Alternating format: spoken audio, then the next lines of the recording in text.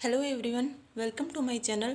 आज हम राष्ट्रपति पढ़ने वाले हैं जो बिल्कुल आसान और सरल भाषा के अंदर पढ़ेंगे और पूरी डिटेल के अंदर पढ़ेंगे।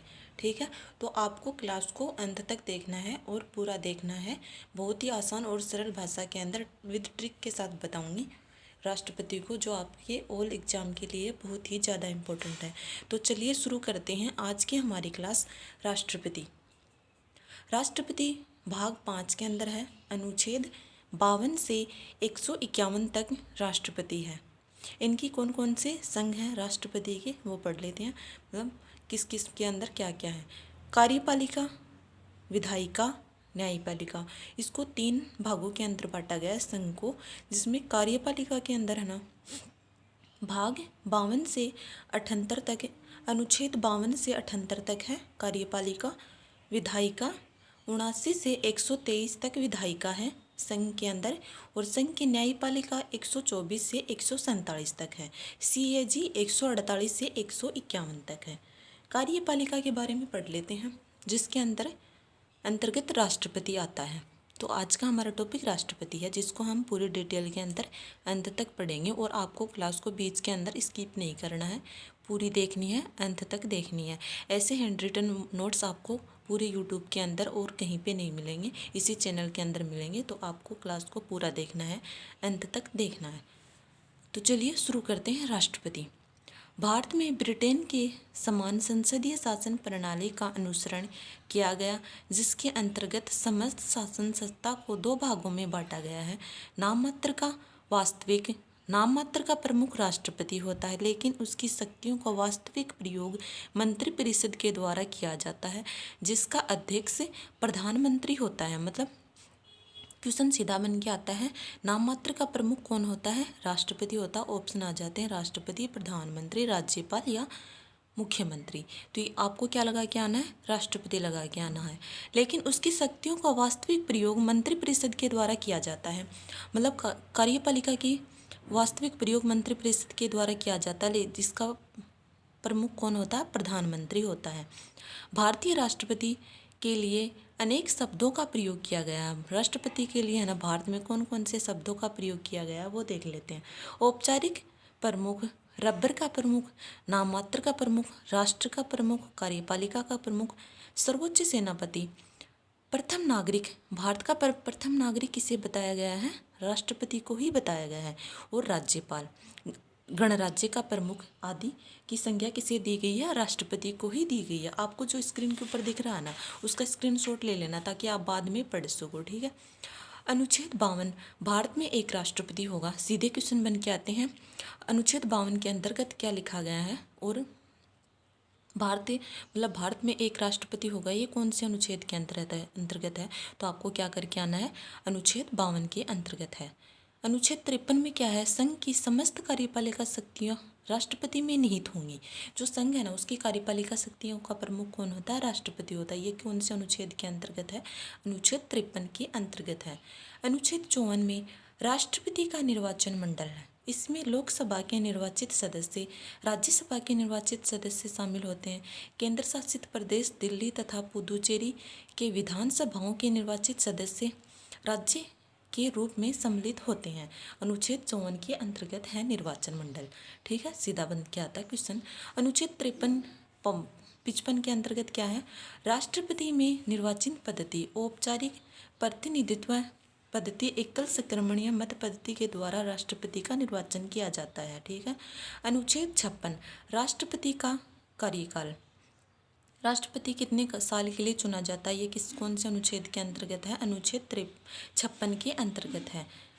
शपथ ग्रहण करने से 5 वर्ष, महाभियोग द्वारा बीच में के द्वारा भी, मतलब शपथ ग्रहण करने से 5 वर्ष तक तो इसका कार्यकाल होता है, लेकिन महाभियोग की प्रक्रिया के द्वारा इसे बीच में भी हटाया जा सकता है।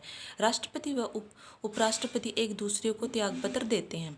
अनुच्छेद 57, पुनर्निर्वाचन। अनुच्छेद 58, योग्यता। भारत का नागरिक मतलब 58 के अंतर्गत क्या है, योग्यता है। और योग्यता कौन कौन सी होती हैं वो देख लेते हैं। भारत का नागरिक हो, मतलब जो भी राष्ट्रपति बनेगा वो भारत का नागरिक होना चाहिए। 35 वर्ष की आयु पूर्ण होनी चाहिए उसकी। लोकसभा के सदस्य के लिए निर्धारित योग्यता होनी चाहिए। अनुच्छेद 59, शर्तें क्या क्या हैं। लाभ के पद पर नहीं होना चाहिए, मतलब किसी भी सरकारी विभाग में कर्मचारी नहीं होना चाहिए, किसी भी लाभ के पद पे नहीं होना चाहिए, ठीक है। अनुच्छेद 60 के अंतर्गत क्या है, शपथ है। कौन शपथ दिलाता है उसको, वो सब किसके अंतर्गत है, शपथ है 60 के अंतर्गत। अनुच्छेद 61 में राष्ट्रपति के विरुद्ध महाभियोग की प्रक्रिया चलाई जाती है, मतलब राष्ट्रपति को जो बीच में किस प्रकार से हटाया जाता है उसे महाभियोग बोलते हैं। और वो कौन से अनुच्छेद के अंतर्गत है, अनुच्छेद 61 के अंतर्गत है।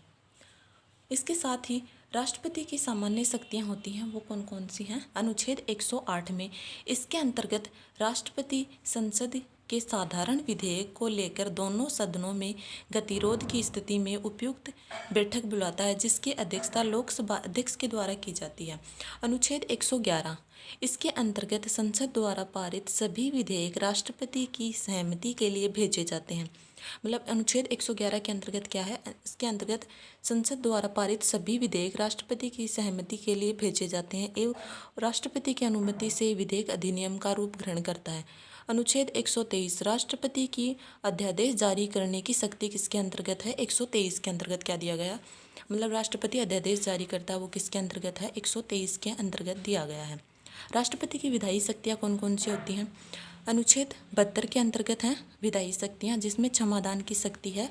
अनुच्छेद जो क्षमादान की शक्ति है ना, ये सिर्फ है ना राष्ट्रपति में ही को ही मिलती है। और कौन से अनुच्छेद के अंतर्गत है, अनुच्छेद 72 के अंतर्गत है क्षमादान शक्ति। लघुकरण, परिहार, विराम, मृत्युदंड, निलंबन की शक्तियाँ प्राप्त होती हैं राष्ट्रपति को और अनुच्छेद 72 के अंतर्गत दी गई हैं।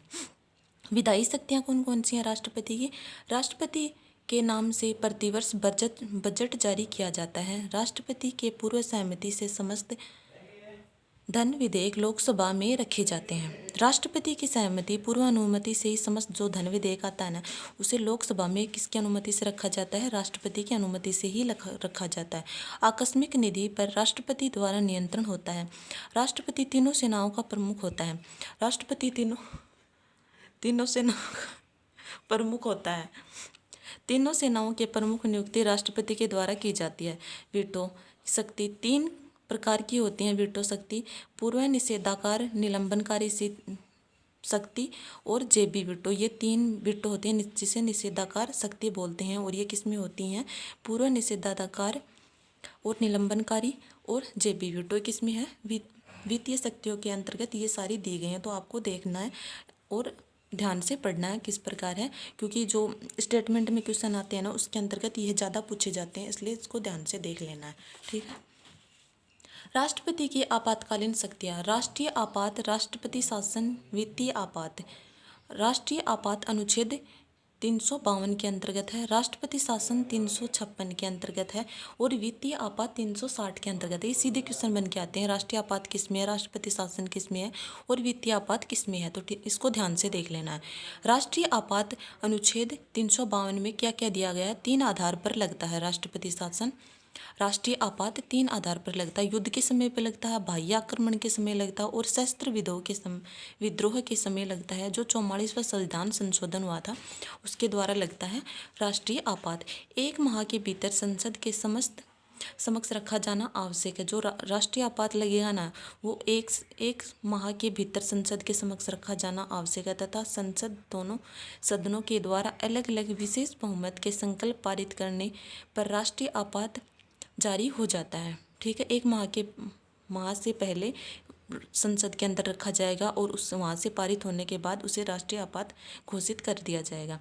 राष्ट्रपति शासन अनुच्छेद 356 के अंतर्गत है। एक राज्य अथवा कई राज्यों की एक साथ राष्ट्रपति शासन की उद्घोषणा की जा सकती है। एक राज्य व कई राज्यों में एक साथ राष्ट्रपति शासन की उद्घोषणा की जा सकती है। 2 माह के भीतर संसद के समक्ष रखा जाना आवश्यक है। जो राष्ट्रपति शासन होता है ना उसे 2 माह के भीतर संसद के समक्ष रखा जाना आवश्यक होता था। 2 माह की अवधि के भीतर संसद को अनुमोदन प्राप्त होने पर राष्ट्रपति शासन जारी हो जाता है। तो इस प्रकार राष्ट्रपति के अंदर जो भी इम्पोर्टेंट फैक्ट बनते थे वो सारे कवर कर लिए आज के हमारे क्लास में। और आपको कल के क्लास में क्या पढ़ना आप कमेंट बॉक्स में बता सकते हो। आज की क्लास को हम यहीं पे ख़त्म करते हैं। और आपको इसी प्रकार की वीडियो अगर आप और चाहते हो तो चैनल को लाइक शेयर और सब्सक्राइब ज़रूर करें। धन्यवाद।